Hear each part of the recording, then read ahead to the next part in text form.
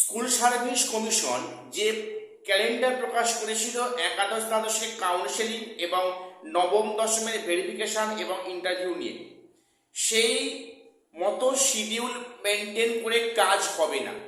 এটা পরিষ্কার। যে ক্যালেন্ডার প্রকাশ করেছে কমিশন সেই মোতাবেক সেই ডেটে বাই ডেট কাজ হবে না। সেখানে শিডিউলে অনেক চেঞ্জ হয়েছে।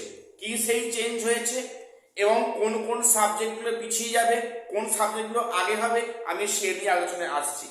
আরেকটি বিষয় যেটা প্রশ্ন করছো বা করেছো যে একাদশ দ্বাদশের মাইনর সাবজেক্টগুলোতে আগে কাউন্সেলিং করা হচ্ছে কেন, এবং সেম প্রসেস কি 9-10-এও হবে? উত্তরে হ্যাঁ হবে। কেন বললাম আমি আজকে সে নিয়েও আলোচনায় আসছি। প্রত্যেককে ভিডিওটা স্কিপ না করে সবটা দেখো এবং সবাই চ্যানেলটা সাবস্ক্রাইব করে দিও এসএসসি পিএসসি গুরুত্বপূর্ণ আপডেট পাওয়ার জন্য। প্রথম আজকে বলবো, তোমরা জানো যে গত কয়েকদিন আগে স্কুল সার্ভিস কমিশন প্রত্যেককে শান্ত করার জন্য একটা একটা ক্যালেন্ডার প্রকাশ করেছে। সেখানে কি যে আগামী দিনগুলোতে স্কুল সার্ভিস কমিশন কোন পথে হাঁটছে, সেখানে একাদশ দ্বাদশের কাউন্সেলিং, নবম দশমের ভেরিফিকেশন এবং ইন্টারভিউ কমিশন যে কতটা তৎপরতার সঙ্গে কাজ করছে সেটা দেখানোর জন্য একটা ক্যালেন্ডার প্রকাশ করল। আর সেখানে প্রশ্নটা হচ্ছে কি, দেখো কমিশন কি জানতো না যে ভোট শীঘ্রই ডিক্লেয়ার হবে এবং এপ্রিল মের দিকে ভোট হবে?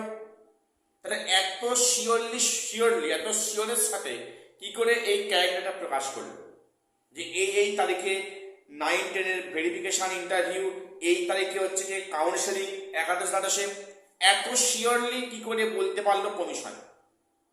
তাহলে এটা কি একটা শান্ত করার জন্য একটা এটা কি স্থূল বাক্য নয়?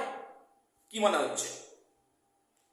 দেখো এখানে যেটা প্রকাশ আজকে গতকাল বর্তমান পত্রিকায় একটা ছাপা হয় যে সেখানে ভোট প্রক্রিয়ার জন্য সামগ্রিক নিয়োগ প্রক্রিয়া কিছুটা শিথিল হবে, কিছুটা দেরি হবে। এটা কিন্তু খবরের কাগজের বর্তমান পত্রিকায় হেডলাইন হয়েছে।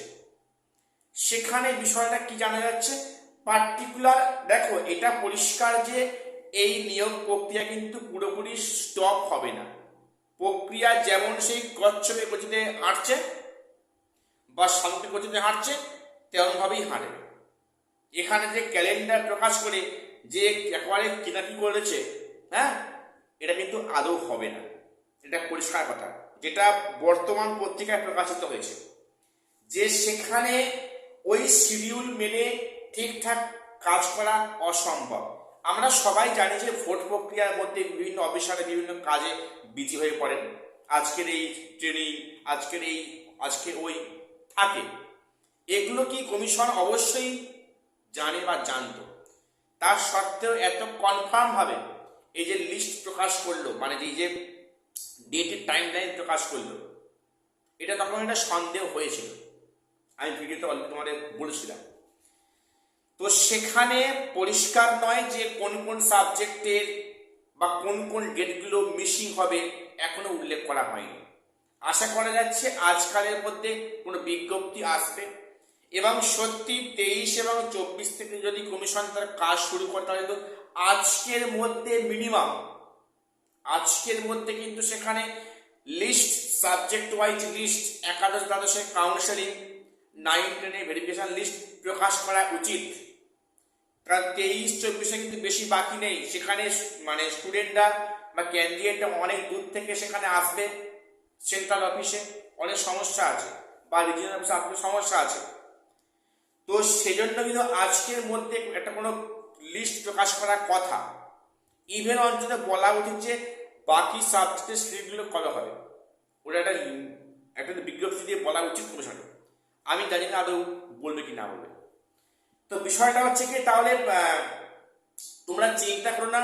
তবে হ্যাঁ, এই কথা শুনে তোমরা যারা বাড়িতে প্রিপারেশন নেওয়া বন্ধ করে দেবে তার মতো কথা কিন্তু হবে না।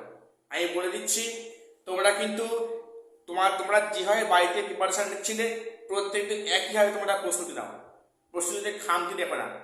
1 সপ্তাহ 2 সপ্তাহ পিছিয়ে গেলে কিন্তু অবশ্যই কাউন্সেলিং ভেরিফিকেশন হবে। নিশ্চিত তোমরা কেউ কিন্তু প্রস্তুতিটা বাড়িতে বন্ধ করো না, স্টপ করো না, তোমরা কন্টিনিউ করে যাও, ঠিক আছে।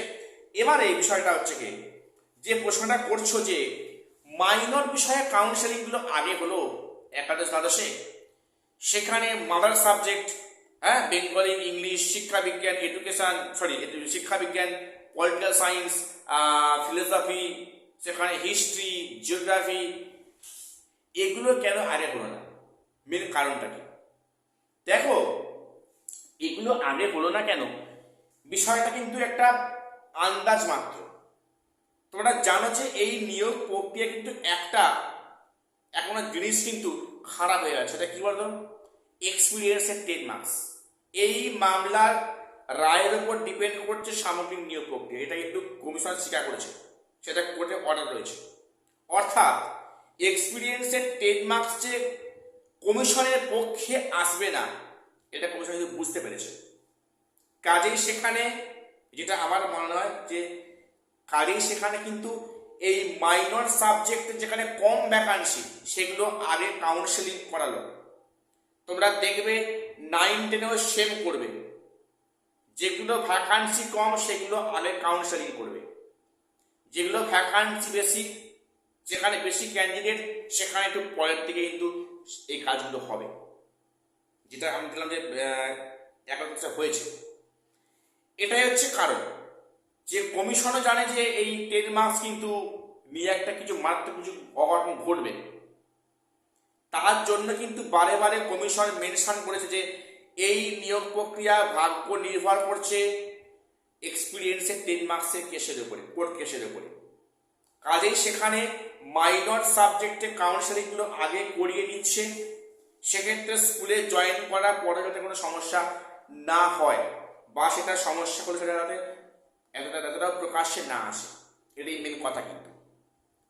এবং তোমরা দেখবে সেখানে কিন্তু এই যে নবম দশমে কিন্তু যে ইন্টারভিউ হবে, সেখানে কিন্তু তোমাদের মাইনরগুলো ইন্টারভিউ আগে হবে, যেখানে ভ্যাকান্সি কম আছে ওগুলো আগে হবে কিন্তু।